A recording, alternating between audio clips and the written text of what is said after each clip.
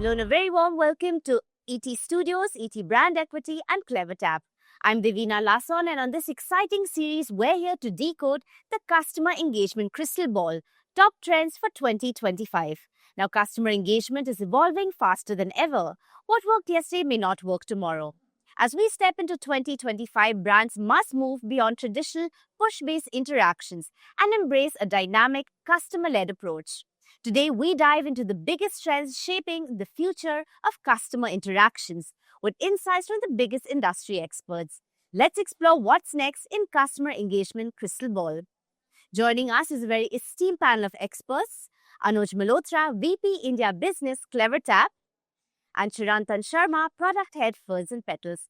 Right, gentlemen, a very warm welcome to ET Studios. Thank you so much for joining. It's such a pleasure to have you here today. Thank you. Thank you. Thank you. We're here to talk about a really exciting topic, which is the customer engagement predictions future outlook for 2025, right? And who better than two industry experts like yourselves? So, gentlemen, if you could just get us started on understanding a little bit of an overview. What are some of the big shifts that you've seen from previous years till now when it comes to customer engagement? Just a little bit of a sneak peek, let's say, before we get into the conversation. Anuj, would you like to kickstart? Yeah, sure. So, technology is taking over in a very big way. Yes. And lately, of course, with all the AI and machine learning technologies coming in, it's also got integrated with the whole MarTech stack, right? And what that helps you do is you're able to reach out to your customers in a much more personalized way, hyper-personalized communication, as well as also in a proactive way, so that you're able to actually predict what your customers' next best action could be, Yes. and then show those recommendations to those customers, and that leads to higher conversions. So that is definitely one trend that we see.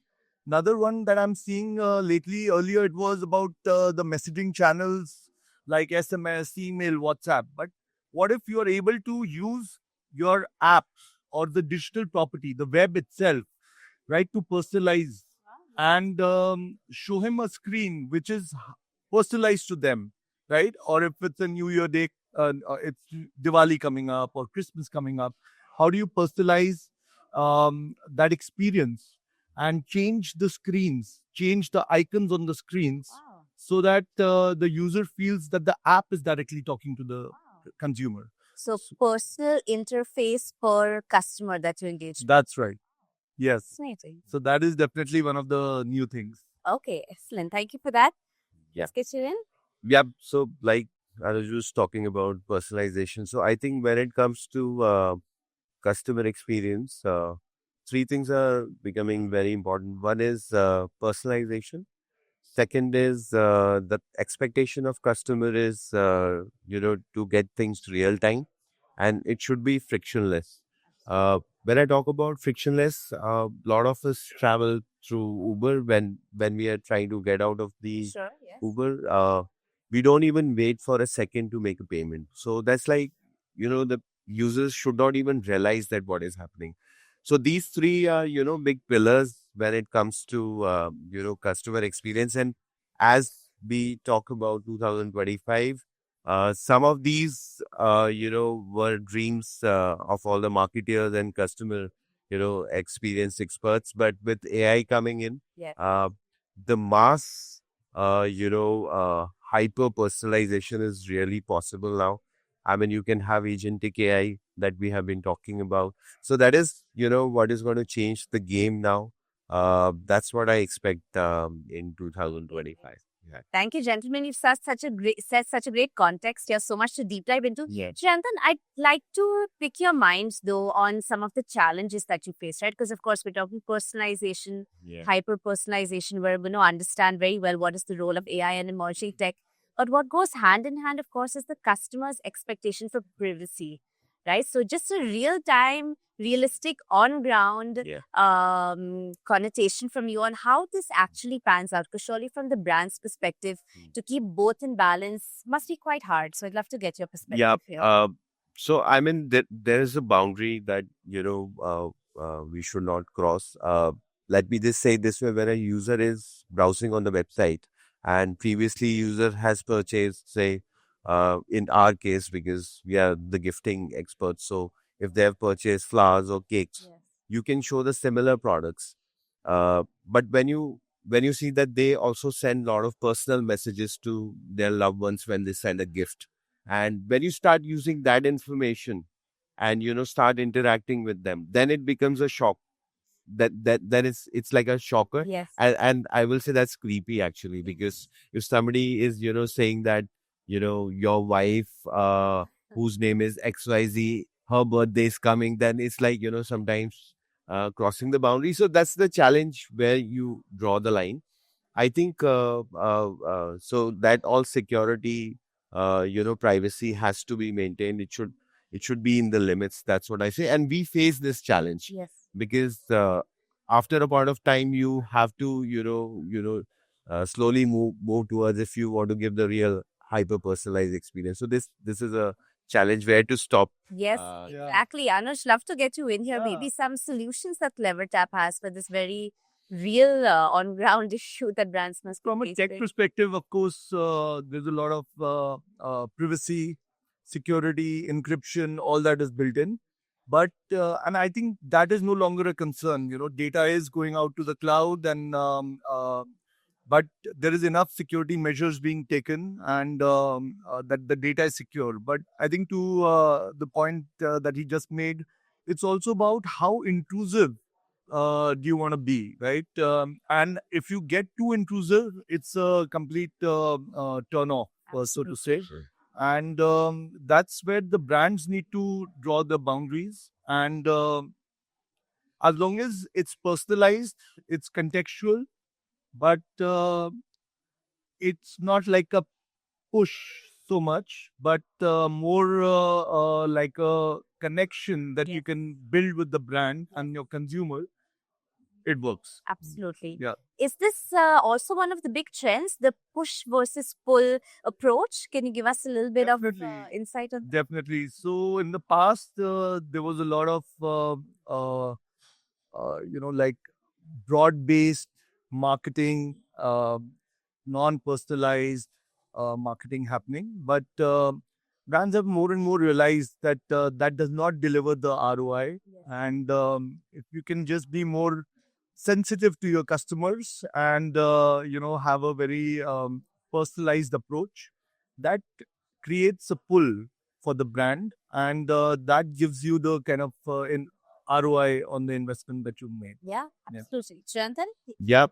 I remember my days from the early era of telecom, when we used to send mass SMS to all the customers. And like that was like sending one message to every customer, even if there's a need. I mean, it's like a machine gun approach. But I think now it is changing. I mean, the new channels have come in. We have like WhatsApp, we have email, we have SMS. And then apart from that, during the journey when the user is on your platform, you can communicate a lot. Yes. And there are other touch points which are offline and on the different apps also. Like if you're making a payment by a UPI app, you might see some contextual communication, Sure. which is, suppose it's Valentine's Day, then you might see a promotion for a Valentine product. So push is not working. And wonderfully, I have to mention that pull is making a lot of difference in all communications, etc. Like Anuj was also talking about. So yeah, it's going to be pull Well, only. go-to strategy. Yeah, absolutely. As well as customer retention, right? Because we are also talking about an era where cost of acquisition is so high these days. Brands are definitely moving towards a model where retention is very much at the center of your strategy. Can you tell us a little bit from your perspective how brands can approach? Ultimately, we're talking about customer lifetime value, right? Keeping your customers engaged and on a strong retention plan. So, a little bit of perspective here. So the way to look at customer retention is, I mean, I can draw an analogy. If you have retention of the customer, it gives you compounding, returns. So if you're retaining at 50% versus if you're retaining at 60%, it can make huge difference in the bottom line because the acquisition costs are high. I mean, I'm not saying that you cannot have acquisition, because if you not have acquisition, then your game is over. So every organization has a leaking bucket problem. It will on one side you are getting customers in the form, and then there is a hole and everybody is going out. If you can fix that, leaking bucket problem, then half of your problems are solved. Absolutely. So this is the approach that we also understand. I'll give you one small example that how you can retain by just nudging a customer on very small things. So just take an example that suppose I have sent flowers to Anuj on his birthday. He's looking at me. Okay, I'll not send flowers. I send cake. Exactly. So maybe a cake. So next time, when the birthday is here, I can get a reminder saying that, okay, Anuj birthday is coming. You want to send cake or whatever you sent last time. So this kind of mechanism where repeat purchases Yeah. are done, and timely reminders, etc. They're very helpful for maintaining the retention of the customer. And this is so pinpointing that at that point of time customer will realize that, okay, I need it. Yes. It's not again Yes. push Yes. pull, like, and it's personalized also because occasion was there and then you're reminding, so that those are the services that you need to have in your product. Absolutely. Yeah. Thank Yeah. you for that example. Yeah. Yeah. Yeah, on that point, like we spoke about, you mentioned about customer lifetime value, and so for brands, how first step is to also understand what could be my customer's lifetime value, right? So who are my champion users, Absolutely. right? And how frequently and how recently are they coming onto my platform? What are the purchases they are making? Now you can build cohorts of champion users and versus maybe hibernating users, right? And it's about taking your hibernating users through that journey Yes. to make them a champion Yes. user. And if you can do that, you are automatically uplifting the lifetime value of that customer. Yeah. That's what marketing automation tools like CleverTap help do, and help you segment your users, know who are your champion users, what makes them the champion users, what kind of flows do they go through within the platform, Yes. on your app or your web, where do they spend maximum time, and if you can nudge your hibernating or other users to do those steps, Yes. and they do that, and that becomes a more engaging experience for them, Absolutely. and leads to higher lifetime value. Lifetime value. Fantastic. And, as you started off by saying, of course, the MarTech stack is evolving so much, right? I guess this is one of the big trends that we are seeing. Yes. How can brands keep up with this evolution? I'm sure this is a big way in which CleverTap will step in, but a little bit of a perspective on how brands can keep up with this evolving set of tools. So you mentioned AI as well. Love to get both your perspectives there too. So what can brands do really to make sure they're ahead of the curve? Yeah, it's I think most brands, large brands, work with the AI tools, as in MarTech tools, and in MarTech now AI and machine learning technology is being adopted a lot. What happens is that now there are 15 odd channels in which you can communicate with your customer, but what path should be taken, or which channel should we reach out to first, and then which should be the second channel, which should be, there'll be dropouts. Yep. And then you decide your channels, and the system is actually intelligent enough to tell you through some A/B testing technologies that this is the most optimal path to get you the maximum return. Okay. Okay. Or it could be the optimal path between you have 2-3 different types of content that you design. It could be content and content which invokes sentiments, Yes. right? So a happy sentiment or a trust sentiment, When you get the flowers. right? when you get the- When you get the flowers in the cake. So what kind of sentiment was invoked in the users, and what is working for you? That is actually what the MarTech tool and AI and ML can actually give to the brand, and then the brands can leverage all these technologies, in the best possible way. Okay, thank you for that picture. Srinathan, yeah, your experience perhaps with some of the tools that has really helped shape your retention journey, the customer lifetime value, as we're discussing, taking the not so active users into active mode. How has your experience been? Okay, so CleverTab is one which we use for our marketing automation. Apart from that, we also use that for analytics And A/B testing is a very interesting subject that Anu just mentioned. It is so important because sometimes in a season, even if you have lots of data, you cannot make sense of it just by looking at it. The Absolutely. only way, because it's very difficult to recreate and reproduce that season again and that context again. Yes. So A/B testing becomes very important. Like I cannot say that last year in February, in first week, we sold this to this customer with this language, with this communication, with this offer work. So this will work this time. It will not, Yeah. because there might be contexts which have changed. Even, days like a Saturday, Sunday, things will be different. So all these things are taken care by AB. So that is something which is very helpful apart from the all the analytics part which we just spoke. Apart from that, there are many other areas in which we want to work, like, you know, uh, loyalty management is very critical for customer retentions. Um, and that's one of the way brands can make their users and customers feel special. Uh, Especially the ones which are, like champion users, you said Right. power users, Right. at least they deserve something extra from the organization. Right.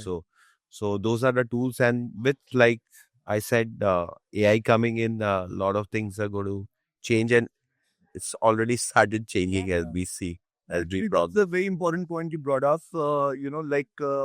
We have a promotion and loyalty solution built inside our Martech tool. And now, should we offer a discount to a champion user, or should we offer a discount to a hibernating user? Yeah. And maybe through AB technology, even as we wouldn't know, but through AB, you can do all this, and you can figure out where it's working the best.